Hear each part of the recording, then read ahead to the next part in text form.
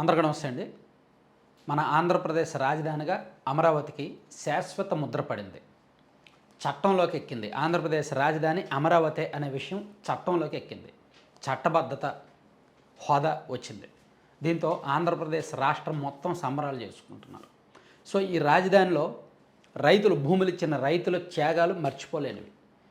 అలాగే ఆ త్యాగాలు వృధా కాకుండా వాళ్ళు చేసిన త్యాగం, వాళ్ళు చేసిన పోరాటం, వాళ్ళు ఎదుర్కొన్న కేసులు, వాళ్ళు ఎదుర్కొన్న అవమానాలు, వాళ్ళు ఎదుర్కొన్న చిత్కారాలు, గత ప్రభుత్వ హయాంలో వాళ్ళు పడిన ఇబ్బందులు అన్నీ ఇన్ని కావు. సో దాని గురించి మనం ఎంత చెప్పుకున్నా తక్కువే. అలాగే వాళ్ళకి అండగా నిలిచిన టీడీపీ అండ్ జనసేన, బీజేపీ పార్టీలు, ఆ నాయకుల గురించి కూడా మనం ఎంత చెప్పుకున్నా తక్కువే. అయితే ఈ రైతుల త్యాగాలను వృధా కాకుండా కాపాడడానికి ఒక వెన్నెముక ఉంది, ఒక వెన్నెముక నిలిచింది. రైతుల త్యాగాలు, రైతుల పోరాటాలు ఏది కూడా వృధా కాకుండా ఒకే ఒక్కరు నిటారుగా వెన్నెముకలో నిలబడ్డారు. ఆయనే గతంలో శాసనమండలికి చైర్మన్గా పనిచేసిన షరీఫ్ గారు. షరీఫ్ మహమ్మద్ అహ్మద్ ఆయన పేరు. ఆయన నరసాపురం, ఉమ్మడి పశ్చిమ గోదావరి జిల్లా పరిధిలో నరసాపురం ప్రాంతానికి చెందిన వాళ్ళు. 1982 నుంచి రాజకీయాల్లో ఉన్నారు. తెలుగుదేశం పార్టీ ఆవిర్భావం నుంచి టీడీపీలోనే ఉన్నారు, ఎన్టీఆర్ గారి టైం నుంచి. కానీ ఆయనకు పెద్ద పదవులు ఏమీ రాలా, ఎప్పుడు ఆయనకు పదవులు రాలా. పార్టీలో పదవులు నిర్వర్తించారు, జాతీయ ప్రధాన కార్యదర్శి హోదా వరకు పనిచేశారు, అనేక పదవుల్లో పనిచేశారు పార్టీలో. ఒక మైనారిటీ నాయకుడిగా ఉన్నారే తప్ప ఆయన ఎప్పుడూ ఎమ్మెల్యే కాలేదు, ఎమ్మెల్సీ కాలేదు. కానీ ఫస్ట్ టైం 2015లో ఆయనకు ఎమ్మెల్సీగా అవకాశం ఇచ్చింది పార్టీ, ఎమ్మెల్యేల కోటాలో. మధ్యలో ఎన్ని ఇబ్బందులు వచ్చినా పార్టీ మారలా. పార్టీ 2004లో ఓడిపోయిన తర్వాత రాజశేఖర రెడ్డి గారు రాష్ట్రంలో ఉన్న మైనారిటీలకు ఆయన ఒక పెద్ద నాయకుడిగా కనిపించాడు. మైనారిటీ వర్గాలన్నీ కూడా చాలా వరకు పార్టీలు మారుతూ కాంగ్రెస్ వైపు వెళ్ళారు. అప్పుడు కూడా ఆయన మీద ఒత్తిళ్ళు వచ్చినా ఆయన పార్టీ మారలా. ఒక స్ట్రాంగ్ లీడర్గా ఉండిపోయారు. మొదట ఎన్టీఆర్ గారిని నమ్మారు, ఆ తర్వాత చంద్రబాబు గారిని నమ్మారు. రాజకీయంగా ఎటువంటి అవకాశాలు రాలేదు. సో చివరికి 2015లో ఆయన ఎమ్మెల్సీ అయ్యారు. ఆయన ఎమ్మెల్సీ అయిన 4 ఏళ్లకి, అంటే 2019 ఫిబ్రవరి 7వ తేదీన ఆయన శాసనమండలి చైర్మన్గా బాధ్యతలు స్వీకరించారు. అంటే 2019 ఎన్నికలకు ఒక 2 నెలల ముందు ఆయన శాసనమండలి చైర్మన్గా బాధ్యతలు స్వీకరించారు. బహుశా ఆయన అప్పుడు ఊహించి ఉండరు తను నెత్తి మీద పడుతున్నది ముళ్ళ కిరీటం అని. బహుశా ఆయన అప్పుడు ఊహించి ఉండరు తన జీవితంలోనే అత్యంత కఠినమైన రోజులు, నిద్రలేని రాత్రులు గడపాల్సి వస్తుందని. సో ఆ తర్వాత వైసీపీ అధికారంలోకి వచ్చింది. వైసీపీ అధికారంలోకి వచ్చిన ఒక 6 నెలలు బాగానే ఉంది, ఆయన శాసనమండలి చైర్మన్గా ఉన్నారు. కానీ ఎప్పుడైతే రాజధాని వికేంద్రీకరణ, అంటే 3 రాజధానుల బిల్లు రాష్ట్ర శాసనసభలో ప్రవేశపెట్టి దాన్ని శాసనమండలికి పంపించారో అప్పుడు మొదలైందండి అసలైన విషయం. సో ఒకవైపు 2019 నవంబర్, డిసెంబర్ నెలల్లో రాజధాని వికేంద్రీకరణ, ఒకవైపు సిఆర్డీఏ రద్దు చేయడం, మరోవైపు రాజధాని 3 రాజధానులుగా విభజించడం మీద ప్రతిపాదన రెడీ అయింది. బిల్లు క్యాబినెట్లో పెట్టారు, బిల్లు ఆమోదించారు. దాన్ని 2020 జనవరి 20వ తేదీన శాసనసభలో ఆమోదించారు. 2 బిల్లులు ప్రవేశపెట్టారు. ఒకటి రాజధాని వికేంద్రీకరణ, 2 సిఆర్డీఏ రద్దు. ఈ 2 బిల్లుల్ని కూడా అప్పటి సీఎం శాసనసభలో ప్రవేశపెట్టారు. దాన్ని శాసనసభ ఏకపక్షంగా ఆమోదించింది. సో శాసనసభ ఆమోదించిన తర్వాత బిల్లు శాసనమండలికి వెళ్ళాలి. అప్పటికే ఈ నిర్ణయం మీద రాష్ట్ర వ్యాప్తంగా నిరసనలు పెరిగాయి. భూములు ఇచ్చిన రైతులు రోడ్డెక్కారు, ఉద్యమం చేయడం ప్రారంభించారు. సో రాష్ట్రం మొత్తం అట్టుడికిపోతోంది. కానీ ప్రభుత్వం దాన్ని ఏమీ పట్టించుకోవట్లేదు. మాకు 3 రాజధానులు కావాల్సిందే, రాజధాని వికేంద్రీకరణ జరగాల్సిందని మొండిగా వెళ్తోంది. సో అప్పుడు శాసనసభ ఆమోదించిన బిల్లు శాసనమండలికి వెళ్ళింది. శాసనమండలిలో ఆమోదం పొందితే గవర్నర్ గారు సంతకం చేయడం పెద్ద విషయం ఏమీ కాదు. అప్పుడు గవర్నర్ గారు కూడా వైసీపీకి అనుకూలంగానే ఉన్నారు, బొమ్మలాగానే ఉన్నారు. సో కానీ శాసనమండలిలో దాన్ని అడ్డుకున్నారు. జనవరి 22, 2020న ఆ బిల్లు శాసన మండలికి వెళ్ళినప్పుడు అప్పుడు చైర్మన్గా షరీఫ్ గారు ఉన్నారు. అప్పుడు మొత్తం శాసన మండలిలో 58 సభ్యులు బలం ఉంటే వైఎస్ఆర్ కాంగ్రెస్ పార్టీ వాళ్ళు 9 మందే ఉన్నారు. తెలుగుదేశం పార్టీ సభ్యులు 28 మంది ఉన్నారు. మిగిలిన వాళ్ళందరూ కూడా పీడీఎఫ్, బీజేపీ రకరకాల వాళ్ళు ఉన్నారన్నమాట. సో అంటే శాసన మండలిలో చర్చ జరిగితే అది తిరస్కరిస్తారు. తెలుగుదేశం పార్టీ వాళ్ళే ఎక్కువ మంది ఉన్నారు కాబట్టి దాన్ని తిరస్కరిస్తారు. కానీ రాజ్యాంగంలో ఉన్న పాయింట్ ప్రకారం ఏంటంటే శాసనసభ ఆమోదించిన బిల్లు శాసన మండలి తిరస్కరిస్తే మళ్ళీ రెండోసారి శాసనసభలో ఆమోదించి నేరుగా గవర్నర్ గారి దగ్గరికి పంపించేయచ్చు. అంటే శాసన మండలి పవర్స్ పరిమితమే, అపరిమితం కాదు. సో వాళ్ళు అడ్డుకుంటే ప్లాన్ బి ఉంది, సెకండ్ ఆప్షన్ అసెంబ్లీకి ఉంటుంది. సో అందుకే ఏముంది, శాసనమండలిలో టీడీపీ వాళ్ళ బలం ఎక్కువ ఉంది కదా, కాబట్టి 3 రాజధానుల బిల్లు తిరస్కరించేయచ్చు, తిరస్కరిస్తే ఇంక 3 రాజధానులు ఉండవు అని అనుకోవడానికి లేదు.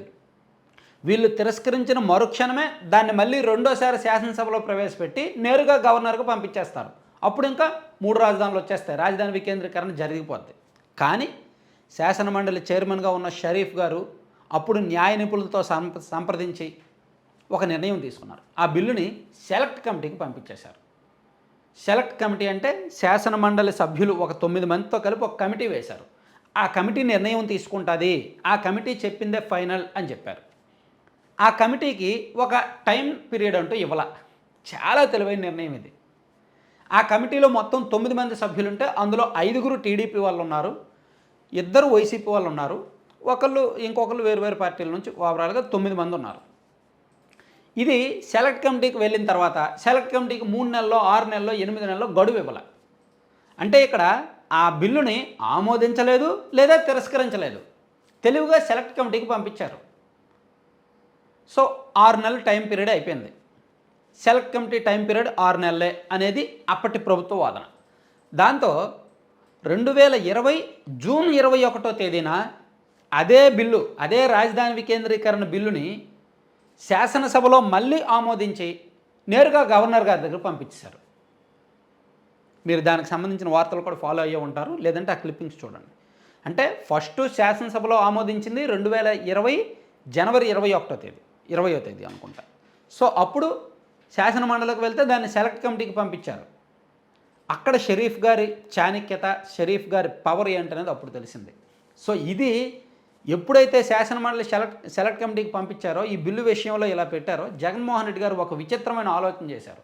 అసలు మాకు శాసనమండలే వద్దు, శాసనమండలిని మేము రద్దు చేసేస్తాం అని అసెంబ్లీలో ఒక తీర్మానం కూడా పెట్టారు. సెలెక్ట్ కమిటీకి పంపించిందేమో 2020 జనవరి 22, 23 తేదీల్లో. ఈ శాసనమండలి రద్దు చేసేస్తాం అని చర్చ వచ్చి దాన్ని శాసనసభలో బిల్లు పెట్టిందేమో జనవరి 27, 27 తేదీ, జనవరి 27, 28 తేదీలు, 2020 జనవరి 27, 28 తేదీల్లో. అంటే మాకు ఇంకా శాసనమండలి అక్కడ అడ్డు తగులుతోంది. వాళ్ళు తిరస్కరిస్తారని జగన్మోహన్ రెడ్డి గారు భావించారు. తిరస్కరిస్తారు కాబట్టి మనం రెండోసారి ఆమోదించే జగన్మోహన్ రెడ్డి గవర్నర్కి పంపించేయచ్చని అనుకున్నారు జగన్మోహన్ రెడ్డి గారు. కానీ వాళ్ళు తిరస్కరించలేదు, ఆమోదించలేదు, సెలెక్ట్ కమిటీకి పంపించారు. దీంతో అసలు మాకు శాసనమండలే ఉండొద్దు, మా రాష్ట్రానికి అవసరం లేదు, దానివల్ల డబ్బులు వేస్ట్ అని చెప్పి దాన్ని రద్దు చేస్తామని చెప్పి అసెంబ్లీలో ఒక బిల్లు పెట్టారు. కానీ ఆ తర్వాత జగన్మోహన్ రెడ్డి గారు కొంతమంది పెద్దలు చెప్పారు, అయ్యా అది మూర్ఖపు నిర్ణయం, 1-2 సంవత్సరాలు ఓపిక పట్టు, తెలుగుదేశం పార్టీ సభ్యుల పదవీకాలం పూర్తయిపోద్ది, ఈ చైర్మన్ కూడా ఇంకొక ఏడాదిలో దిగిపోతారు, ఆయన పదవీకాలము పూర్తయిపోద్ది, ఆ తర్వాత నీకు నచ్చిన వాళ్ళని చైర్మన్గా పెట్టుకో, అండ్ మన పార్టీ వల్లే ఎక్కువ మంది శాసనమండలి సభ్యులు అవుతారు, అప్పుడు మనకు ఈజీ అవుద్ది అని చెప్పి కొంతమంది పెద్దలు సూచన చేయడంతో ఆ శాసనమండలి రద్దు బిల్లుని మళ్ళీ సభలో ఉపసంహరించుకున్నారనమాట.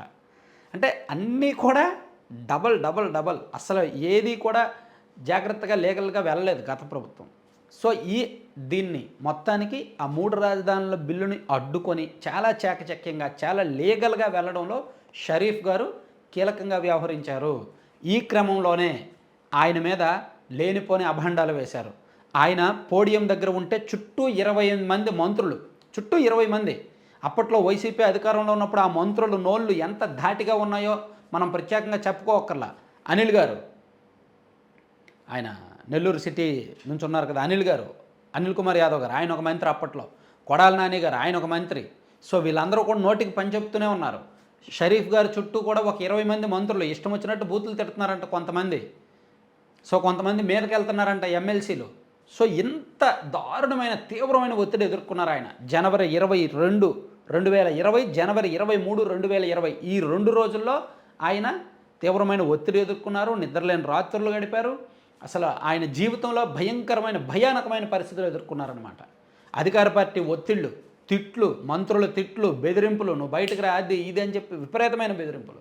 సో వాటన్నింటినీ తట్టుకొని ఎదుర్కొని చివరికి శాసనమండలిలో చైర్మన్గా ఆయన పాత్ర ఆయన నిర్వర్తించారు. రాజధాని రైతులకు, రాజధాని రైతుల త్యాగాలకు, పోరాటాలకు ఇప్పుడు రాజధానిగా అమరావతి ఉంది అంటే అప్పుడు షరీఫ్ గారు వేసిన అడ్డుగోడే కారణం. ఆయనే గనక అప్పుడు వైసీపీ ప్రయత్నాలకు అడ్డుగోడ నిర్మించకపోతే ఈ పాటి 3 రాజధానుల బిల్లు మొత్తం చట్టబద్ధం అయిపోయేది.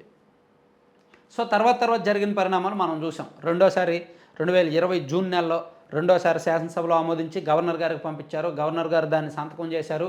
అక్కడికి 2 నెలల్లోనే హైకోర్టు ఆ బిల్లును తప్పు పట్టింది. లేదు ఇలా మీరు ఎలా ఆమోదిస్తారో అసలు మీరు రాజధానిని అమరావతిని కొనసాగించాల్సిందే, పనులు చేయాల్సిందే అని చెప్పి హైకోర్టు చెప్పడం. ఆ తర్వాత అప్పుడు ప్రభుత్వం సుప్రీంకోర్టుకు వెళ్ళడం, సుప్రీంకోర్టులో సుదీర్ఘకాలంగా వాదనలు జరగడం. సో ఈ రాజధాని వికేంద్రీకరణ మీద 3800 పిటిషన్లు దాఖలయ్యాయి కోర్టుల్లో. ఆ పిటిషన్లన్నీ విచారణ సందర్భంగా ఇలా కాలం గడుపుతూ వచ్చింది. ఈలోగా పాపం పండింది, ప్రభుత్వం కూలిపోయింది, కొత్త ప్రభుత్వం వచ్చింది, రాజధాని నిలబడింది. తాజాగా రాజధానికి చట్టబద్ధత వచ్చింది. సో ఇట్లా పాపాత్ములను ఎదుర్కోవడంలో షరీఫ్ గారు జీవితంలో మర్చిపోలేని పాత్ర పోషించారు. కాబట్టి ఆయనను మనం రాజధాని రియల్ హీరో అనాల్సిందే. ఇప్పుడు రాజధాని అమరావతి చట్టబద్ధం అయ్యింది అంటే దానికి కారణం అప్పుడు ఆయన ఎదుర్కొన్న ఒత్తిళ్ళు, ఆయన నిలబడిన వెన్నెముకలా నిలబడిన తీరే కారణం అనమాట. అందుకని ఈ సందర్భంలో మనం షరీఫ్ గారిని కూడా ఖచ్చితంగా చెప్పి తీరాలి. నిన్న ఆయన మాట్లాడారు. నిన్న ఏమన్నారు, ఈ మంత్రులు నన్ను బూతులు తిట్టారు, ఒక మంత్రి అయితే ఏకంగా చెప్పుకోలేని విధంగా తిట్టారు, కొంతమంది ఛాతి మీద చేయి వేశారు, దాడి చేశారు అన్నట్టు నిన్న చెప్పారు. అయితే ఇదే షరీఫ్ గారు గతంలో జగన్మోహన్ రెడ్డి గారిని కూడా కలిసి ఆయన పదవీ విరమణ అంటే ఆయన పదవీ కాలం పూర్తయిపోయిన తర్వాత విరమించినప్పుడు నాకంటే జగన్మోహన్ రెడ్డి గారికే సహనం ఎక్కువ, రాజధాని వికేంద్రీకరణ బిల్లు ఆమోదం సందర్భంలో జగన్మోహన్ రెడ్డి గారు చాలా సహనంతో వ్యవహరించారు అని చెప్పారు. అంటే జగన్మోహన్ రెడ్డి గారు సీఎం గారు తప్ప మిగిలిన వాళ్ళందరూ కూడా తన మీదకు వచ్చారనమాట. అలా జగన్మోహన్ రెడ్డి గారి పట్ల తనకున్న అభిమానాన్ని చాటుకుంటూనే వైసీపీ పద్ధతి అండ్ ఆ మంత్రుల వ్యవహార శైలి పట్ల తన వ్యతిరేకతను అప్పట్లో షరీఫ్ గారు చెప్పారనమాట. సో ఇది ఈ సందర్భంలో మనం ఖచ్చితంగా షరీఫ్ గారిని అప్రిషియేట్ చేసి తీరాలి. Thank you.